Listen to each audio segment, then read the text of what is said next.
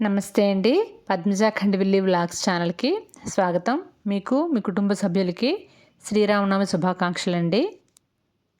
పంచారమ క్షేత్రమైన ద్రాక్షారామణకు చుట్టూ పద్మాకారంలో ఉన్న 108 నక్షత్ర శివాలయాల సిరీస్లో భాగంగా ఈరోజు మనం స్వాతి నక్షత్రం 1వ పాదం వాళ్ళు దర్శనం చేసుకోవాల్సిన మారేడుబాక క్షేత్రంలో ఉన్న శివాలయాన్ని చూద్దామండి.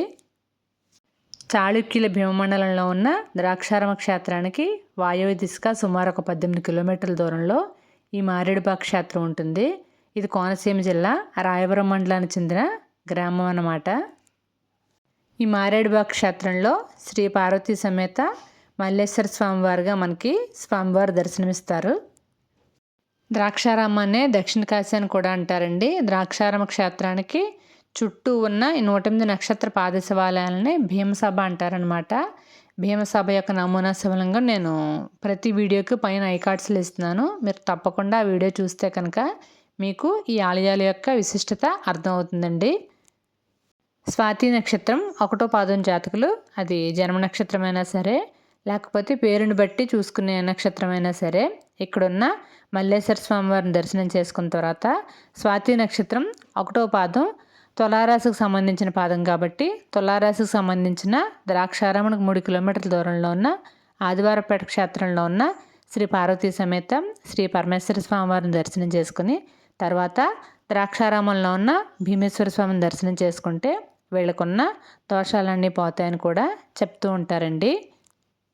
ఎలాంటి దోషాలు శాంతులు లేని వాళ్ళు కూడా ఈ ఆలయాలన్నీ దర్శించుకోవచ్చు. చాలామంది భక్తులు ఈ 108 శివాలయాల్ని కూడా ఒక యాత్రలాగా భావించి వాటిని అన్నింటినీ దర్శించుకుని చాలా మంచి ఫలితాలను పొందుతున్నారు. ఈ క్షేత్రంలోని శివాలయం చాలా పురాతనమైంది. మళ్ళీ తిరిగి నిర్మించారనమాట. ఆలయ ప్రాంగణంలో ధ్వజస్తంభం, చండీశ్వరాలయం, ముఖమండపం, గర్భాలయం ఉంటాయి. గోపుర శిఖరం పైన దేవతామూర్తుల శిల్పాలు చాలా చక్కగా ఉంటాయి. ఇక్కడ స్వామివారికి నిత్యం అర్చనల అభిషేకాలు చాలా బాగా జరుగుతూ ఉంటాయండి. అలాగే స్వామివారి కళ్యాణోత్సవాలు ఫాల్గుణ శుద్ధ ఏకాదశి నుండి పాంచాహికంగా జరుగుతూ ఉంటాయి. శరన్నవరాత్రులు, గణపతి నవరాత్రులు కూడా చాలా ఘనంగా జరుగుతాయి. కార్తీక మాసంలో కూడా విశిష్టమైన పూజా కార్యక్రమాలు నిర్వహిస్తూ ఉంటారండి.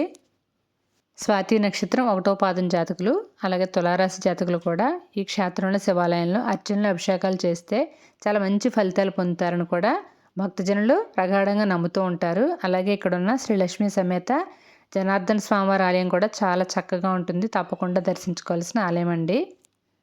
స్వాతి నక్షత్రం 1వ పాదం జాతకులు పుట్టినరోజులు, పెళ్లి రోజులు అలాంటి విశేషమైన రోజుల్లో ఇక్కడ స్వామిని దర్శించుకుని అర్చనలు అభిషేకాలు చేయించుకుంటూ ఉంటారండి. అంతేకాకుండా నెలలో స్వాతి నక్షత్రం ఉన్న రోజున కూడా ఇక్కడ స్వామిని దర్శించుకుంటే కూడా చాలా విశేషమైన ఫలితం ఉంటుందని కూడా చెప్తూ ఉంటారు.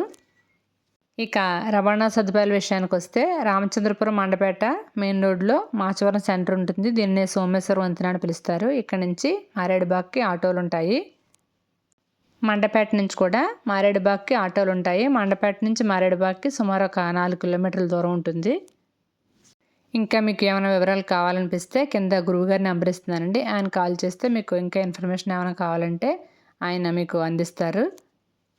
వీడియో నచ్చితే తప్పకుండా లైక్ చేయండి. అలాగే ఎవరికైనా యూజ్ఫుల్గా ఉంటే అనిపిస్తే ఇన్ఫర్మేషన్ తప్పకుండా షేర్ చేయండి. ఇంతవరకు మన ఛానల్కి సబ్స్క్రైబ్ చేసుకోకపోతే తప్పకుండా సబ్స్క్రైబ్ కూడా చేసుకోండి. ప్రతిరోజు ఒక నక్షత్ర పాద శివాలయం వీడియోతో మేము ముందుకు వస్తూ ఉంటానండి. రేపు మళ్ళీ మరో వీడియోలో కలుసుకుందాం. నమస్తే.